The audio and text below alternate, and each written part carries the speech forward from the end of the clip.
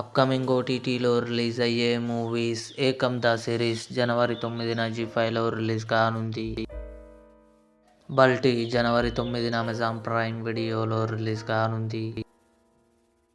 Constable Kanakam 2 Varsha Bollamma నటించింది. జనవరి 8న ఈటీవీ విన్ యాప్లో రిలీజ్ కానుంది. ద పిట్ జనవరి 9న జియో హాట్స్టార్లో రిలీజ్ కానుంది. సూపర్ సుబ్బు కమింగ్ సూన్ నెట్ఫ్లిక్స్లో రిలీజ్ కానుంది. Freedom at midnight season 2 జనవరి 9న సోనీ లివ్లో రిలీజ్ కానుంది.